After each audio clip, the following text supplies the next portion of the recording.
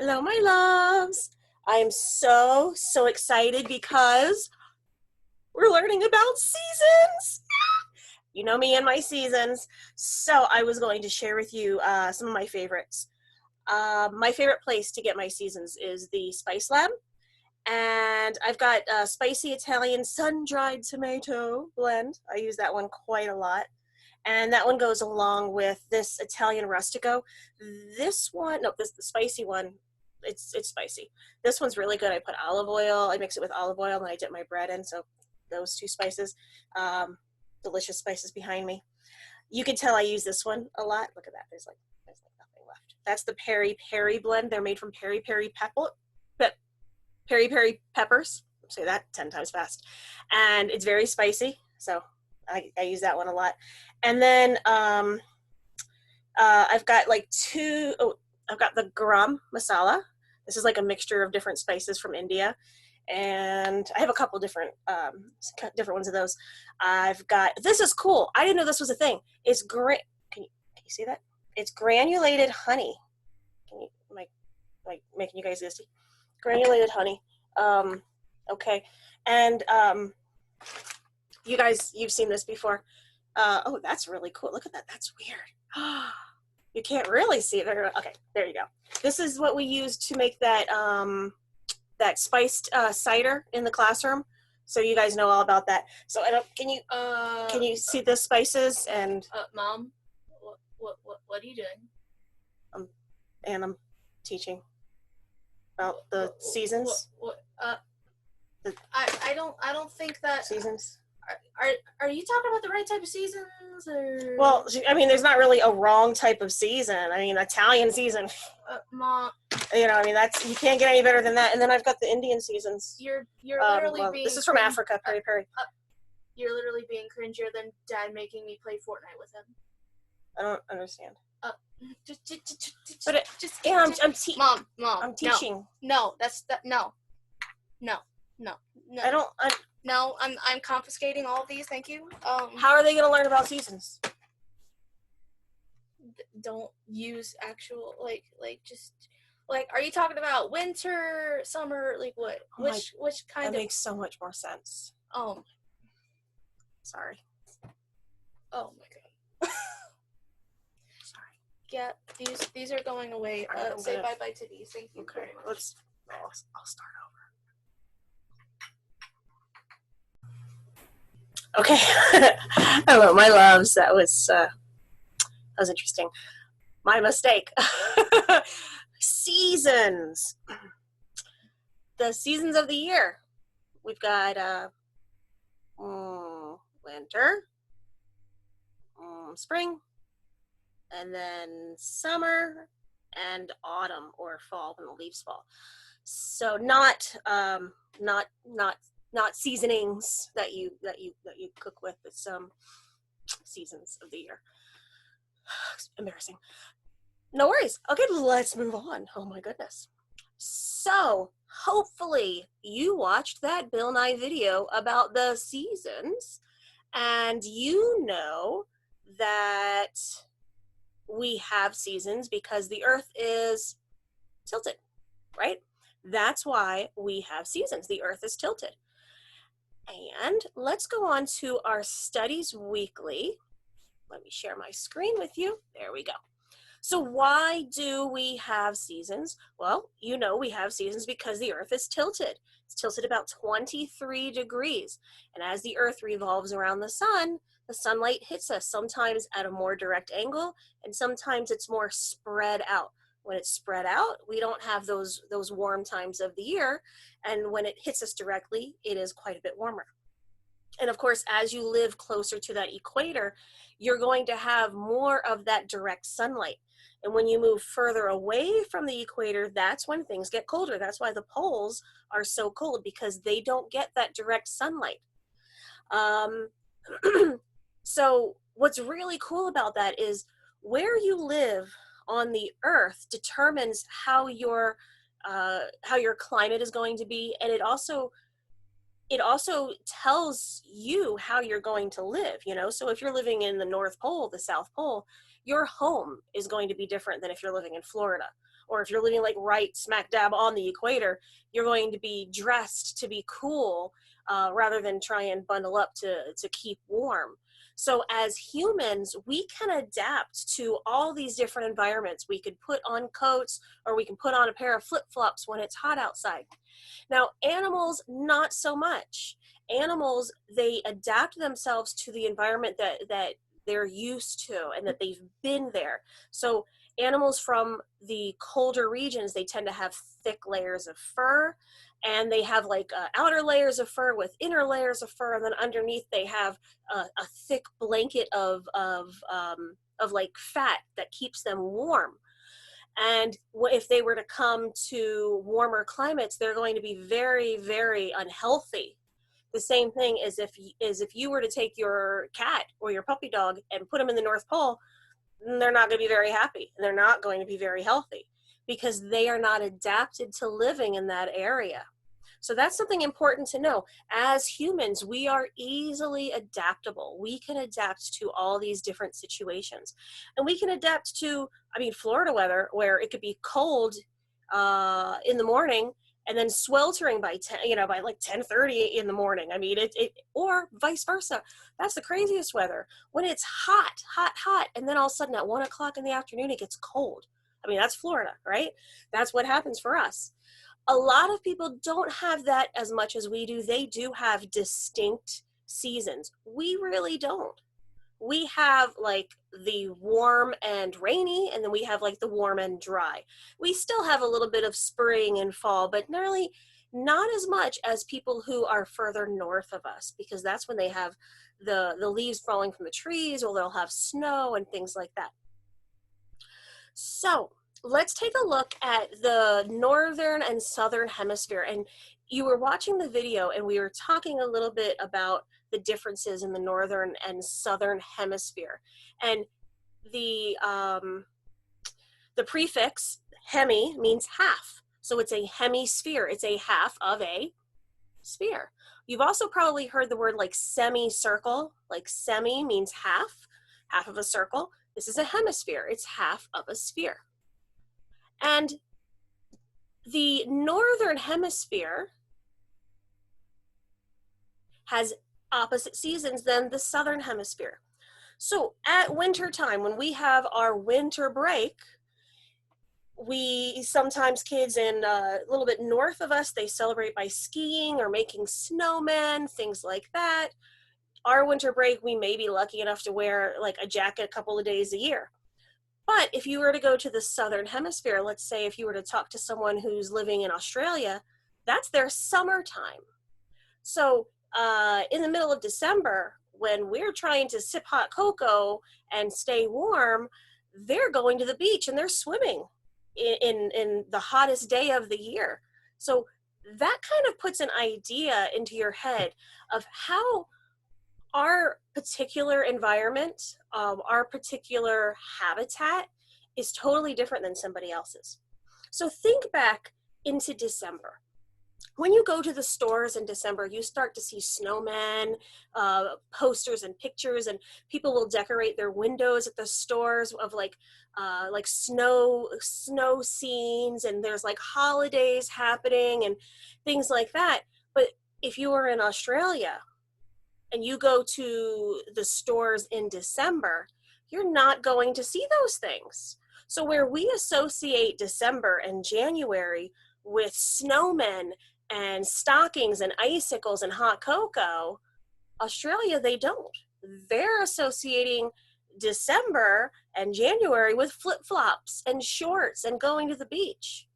And then when we have July and it's, and we're talking about those flip-flops and your tank tops and your 4th of July weekends, that's their winter.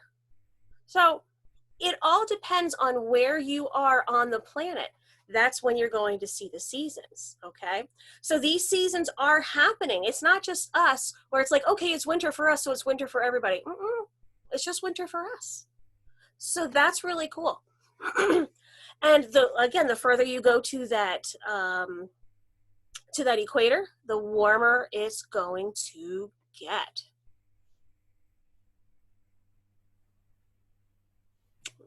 Oh, what to do? Okay, here we go. So I have a page of notes from Bill Nye's video here, and I need your help with. Sorry, there's a cat here, Mr. Mistopheles. Could you not get in the way of the camera? So let's look at part 1. When it is spring in Paris, it is blank in Australia. Now remember, Paris is in the northern hemisphere. So what's the opposite of spring? It's autumn, right? So the opposite of spring is autumn. So spring in Paris, autumn in Australia. Now we have seasons because the earth is? It's tilted. And what's that imaginary line through the earth? What's that called? I'm not giving you the answers. You're going to have to tell me what the answers are. And if you don't know the answers, maybe you should watch that video again. But I did say that word just a few times already. The earth goes around the sun at blank kilometers per hour. I hope you wrote these notes down. So I did tell you that you needed to write some notes, maybe write down the important pieces of information. If not, pause this video, go back and rewatch Bill Nye the Science Guy, and write down some notes that you thought might be important. Next one, when you are on the part of the earth that is facing the sun, it is blank. When you are on the part of the earth that's facing away from the sun, it is blank. Seasons work the same way. So now let's think about this. My first thought is when you're on the part of the earth that's facing the sun, it is summer. That's what I thought because, we're talking about seasons. And when you're on the part of the earth that's facing away from the sun, it is winter. But look at the next sentence. It says, seasons work the same way. That means this sentence is not about seasons. They're saying that whatever we're talking about in this sentence is similar to how seasons work. So that means the answer is not winter and summer. So let's go back. When you are on the part of the earth that is facing the sun, that's the clue. Our seasons don't happen because we're facing the sun. Our seasons occur because we're tilted towards the sun or we're tilted away from the sun. So seasons don't happen when we're facing it. What happens when you're facing the sun? For instance, if you're able to see sunlight, is it daytime or nighttime? So when you are on the part of the earth that's facing away from the sun, it's night. And when you're on the part of the earth that's facing towards the sun, that's daytime. And seasons work the same way. When the part of the earth you are on is tilted blank the sun, it is summer. Now think about that. It's summer when you're tilted toward the sun, or it's summer when you're tilted away from the sun.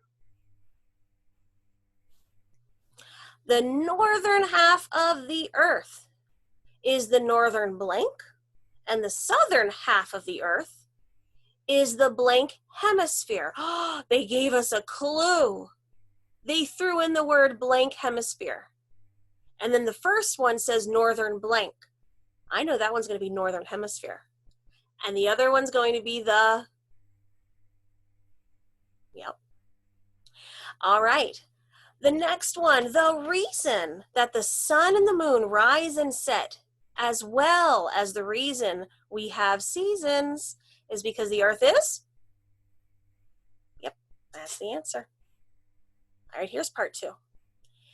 If it is August in Alaska, it is blank, and the days are longer. There's the clue.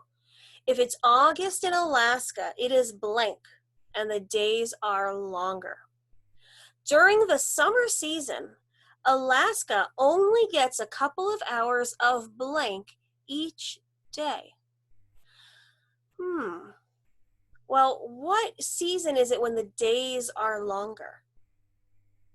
That's the summer, right? When it's summer, the days are longer and the nights are shorter. So during the summer season, Alaska only gets a couple hours of blank each night. No, it's not. It's not daylight. It's not sunlight. Look back at the question again. If it's August in Alaska, it is summer and the days are longer. We got that part right. During the summer season, okay, in the summer season, the days are longer. The days are longer. So during that season, during that summer season, Alaska only gets a couple of hours of, it's not daytime, nighttime. Yes, because we're talking about the opposites. Longer days equals shorter nights. It has to be balanced. All right, in August, the Northern Hemisphere may have summer, but the Southern Hemisphere, it is, okay, remember those opposites. When we have summer, Australia is going to have, exactly. 1 year is blank and 1/4 days long. Yeah, you knew that one. The Earth is blank. This causes the sun to appear in a slightly different place in the sky each day. The Earth is blank, and this causes the sun to appear in a different place in the sky each day. Are you paying attention to that part of the video? All right. How about this next one? The Earth is spinning 1,600 kilometers or blank miles per hour. So in the video, they told you how many miles per hour the Earth is spinning. Now, you might hear some different numbers because 1,600 is a round number. They rounded it. It's not exactly that speed. So you might have somebody kind of round it to a different number, but it's still going to be about that same. Next question, what do June 21st and December 21st have in common? They are the longest blank of the year. The longest what of the year? Now we're talking about something of the year. What do we have in the year? Well, we have months, we have weeks, and we have days in the year. So what do June 21st and December 21st have in common? They are the longest months of the year, they're the longest weeks of the year, or the longest days of the year. Well, is June 21st a week or a month? So maybe they're the longest days, or maybe they're the longest nights. What do you think? All right, let's go to the next one. In the Southern Hemisphere, blank is the longest day of the year. And in the Northern Hemisphere, blank is the longest day of the year. So we've got two back-to-back talking about the longest day of the year, or for the Northern Hemisphere, for the Southern Hemisphere. Maybe they have something in common. Or again, maybe one's about day and one's about night. Go back to that video. Winter solstices are the shortest days of the year. They are the same as the summer solstices, only opposite. December 21st is the shortest day of the year for us in the blank hemisphere. Where are we? Northern Hemisphere, right? So December 21st is the shortest day for us in the Northern Hemisphere, while June 21st is the shortest day for those in the, there's a clue, it says while. That's telling you that it's probably the opposite. That's your reading clue, context clue. So while it's the shortest day of us for December 21st, June 21st is the shortest day for those in the opposite hemisphere, right? So this might help us answer those other two questions ahead. All right, it's amazing to think that all of this is because the Earth is, how many degrees? 23. Very good.